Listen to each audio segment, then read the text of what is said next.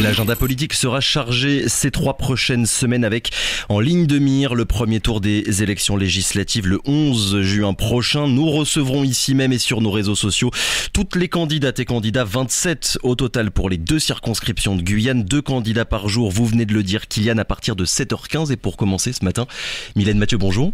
Bonjour Monsieur Zamit, bonjour aux auditeurs de Radio Pays, bonjour Kylian. Merci beaucoup Mylène Mathieu. Je vais juste vous demander d'approcher un petit peu le micro de votre bouche pour que tout le monde puisse vous entendre parfaitement bien.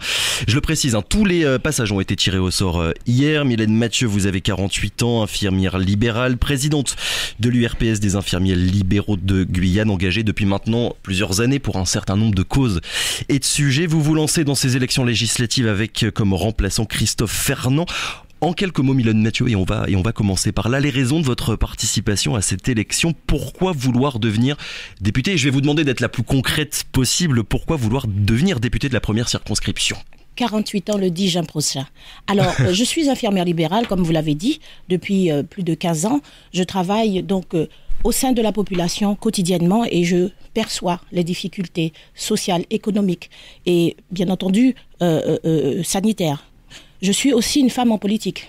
Vous savez que j'ai été conseillère territoriale et à ce titre, j'ai appréhendé tous les grands enjeux que la Guyane a relevés.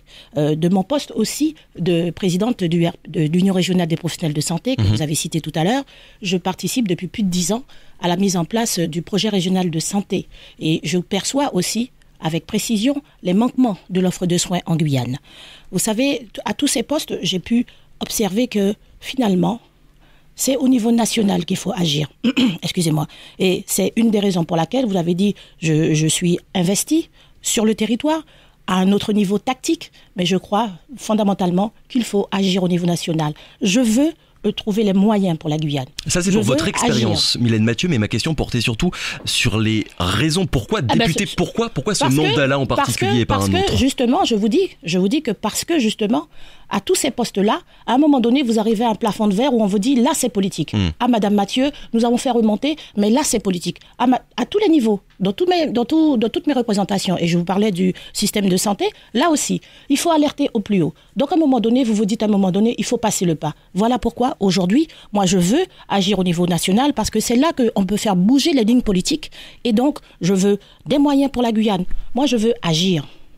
Agir pour l'intérêt général et agir pour l'intérêt de notre territoire au niveau national. Mylène Mathieu, on se souvient qu'en 2017, lors des dernières législatives, il y a eu beaucoup de députés En Marche, le premier nom du parti d'Emmanuel Macron, qui venait de ce qu'on appelle la société civile et qui avait été élu à l'Assemblée nationale. Aujourd'hui, pour ces législatives 2022, un nombre considérable d'entre eux ne se représentent pas, en expliquant, je résume, qu'ils pensent être plus utiles finalement à l'extérieur de l'Assemblée nationale et à l'extérieur de la vie politique. Est-ce que vous pensez vraiment que votre action de militante, de femme engagée, Mylène Mathieu, qu'on connaît finalement pour ses prises de parole depuis ces dernières années, est plus utile à l'Assemblée nationale que sur le terrain ici en Guyane, même si vous venez de nous parler déjà de ce plafond de verre Vous avez parlé de la société civile, mais vous avez oublié que moi, je suis une femme en politique. N'oubliez pas qu'en 2015, j'ai été investie d'un mandat de conseillère territoriale. Et à ce titre, j'ai pu faire avancer, et j'ai appréhendé, comme je vous disais, les enjeux majeurs pour la Guyane. J'ai pu notamment avancer, contribuer à l'élaboration du projet de Guyane. Je l'ai défendu. Et d'ailleurs, j'ai été une des personnes qui est à l'origine, justement, du consensus guyanais, lors du 14 janvier 2020, où nous étions tous, les élus réunis en congrès.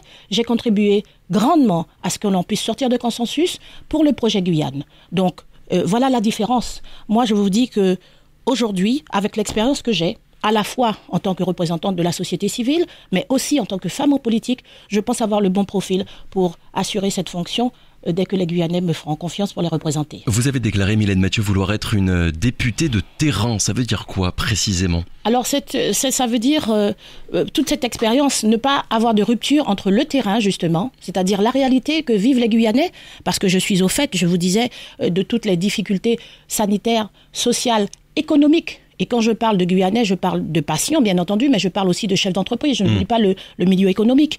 Et donc, c'est faire remonter cette j'ai envie de vous dire, cette intelligence opérationnelle du terrain, qui ne peut pas être qui est toujours en relation avec l'intelligence stratégique. Oui. Donc, c'est cette intelligence opérationnelle que je fais faire remonter au niveau de l'Assemblée nationale. C'est pas le cas aujourd'hui, ça ne remonte pas assez au niveau des institutions françaises. Force est de constater quand même, justement qu'il y a une sorte de rupture.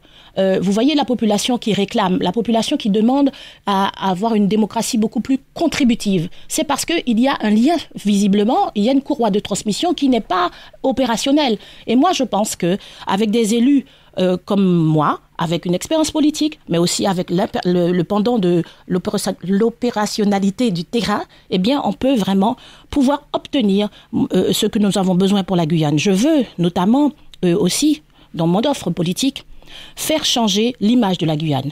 Parce que, vous savez, faire reconnaître la valeur de la Guyane, c'est important.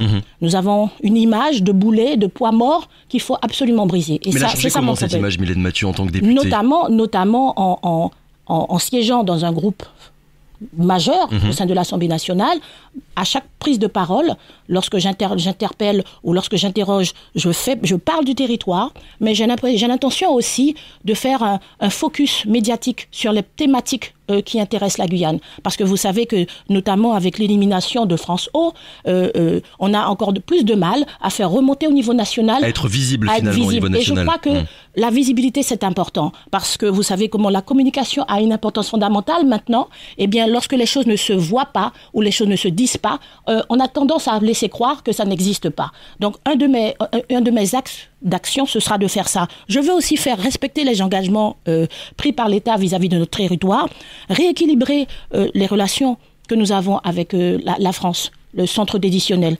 Et puis, c'est ça la différence. Pourquoi ? Parce que tout ça en vue de nous réaliser sur ce territoire. Et ça, c'est la différence que je porte dans ce projet, dans cette vision politique. Ces thèmes-là, Mylène Mathieu, on a quand même l'impression, quand on écoute l'ensemble des candidats pour ces législatives, et il y en a beaucoup, que ce sont des thèmes qui sont partagés par un grand nombre de candidats. Du coup, au-delà de votre expérience, évidemment, personnelle, qu'est-ce qui vous distingue des autres candidats quand on voit les points communs, finalement, qu'il y a entre vous toutes et vous tous ? Les points communs, enfin, vous dites que ce sont des thématiques qui reviennent, mais c'est normal, on ne peut pas, ce n'est que la réalité. Donc, chacun des candidats, au fait des enjeux que la Guyane a relevés, sont obligés de revenir sur les choses fondamentales. Quand même, moi, j'ai participé à l'élaboration du projet Guyane. Je l'ai défendu et je veux continuer à le faire au niveau national. Je veux obtenir des moyens pour la Guyane. Vous savez déjà, et vous avez commencé à en dire quelques mots, dans quel groupe parlementaire vous pourriez appartenir au sein de l'hémicycle, puisque je le rappelle, tous les députés sont regroupés en fonction de leur orientation politique dans des groupes parlementaires. Avec qui est-ce que vous aurez envie de travailler, Mylène Mathieu ? Un groupe d'envergure. Vous n'êtes pas sans savoir que j'ai des sensibilités avec le groupe de la France Insoumise, surtout pour le projet qu'il porte de porter la cinquième, d'ouvrir à la 6e République. C'est important parce qu'effectivement, notamment avec les années... Allez-y, continuez, allez-y. Les années qui sont passées avec la crise sanitaire, nous avons vu quand même des mutations du jamais vu, inédites dans l'application, dans la manière de respecter la Constitution. Les institutions sont certainement essoufflées. Nous avons posé la problématique de savoir si la démocratie est en panne, la démocratie est en crise. Et je crois que la 6e République, ce serait vraiment un outil fondamental pour pouvoir réviser l'ensemble de nos institutions. Et ça, c'est une chose que je pourrais aussi accompagner. Une chose que je voudrais ajouter aussi. Allez-y en quelques mots très rapidement parce qu'on n'a pas beaucoup de temps. En tant que députée demain, je travaillerai bien entendu avec tous les partenaires, notamment les collectivités, la collectivité majeure, pour pouvoir porter la courroie de transmission effective de tout projet. Et je serai celle qui pourrait faire émerger, en tout cas je ferai tout ce qui est dans mon pouvoir, pour pouvoir faire émerger le projet Guyane. Et là, c'est ma différence. Dernière question, Mylène Mathieu. Être députée, c'est, vous l'avez dit, évidemment, rester au contact du terrain, des électeurs, mais c'est aussi avoir une certaine connaissance des institutions, des rouages de la politique parisienne. Ça demande un certain nombre de compétences, parfois très, très techniques. Comment est-ce que vous vous situez par rapport à ça, par rapport à ce métier ? Finalement, on peut regretter que la politique soit un métier, mais c'est la réalité finalement. Comment est-ce que vous appréhendez finalement ce métier-là, écoutez, je m'y prépare d'ores et déjà, et je crois qu'une des choses fondamentales, la Guyane a besoin de politiques qui ont des visions, qui a une vision. Je serai une politique qui a une vision, mais je me ferai accompagner, je ne serai pas seule. Je me ferai accompagner par des collaborateurs collaborateurs, notamment expérimentés. Avec qui déjà, par exemple, est-ce que vous êtes soutenu et encadré? Je ne peux pas vous donner, je parle de collaborateurs directs. Vous savez que le parlementaire a le choix d'avoir une équipe autour de lui. Donc, je m'appuierai aussi sur cette équipe-là pour avoir aussi une certaine expertise. Et je suis d'ores et déjà en contact avec des personnes capables de m'accompagner de ce fait. Je termine en disant quand même, en quelques secondes. Je voudrais féliciter les équipes de l'ASC Tours et de l'AS Sinamari. De l'US Sinamari, oui. De l'US Sinamari, pour leur victoire flamboyante qui a porté haut les couleurs de la Guyane. Encore une fois, pour dire que la Guyane a de la valeur, la Guyane a un génie.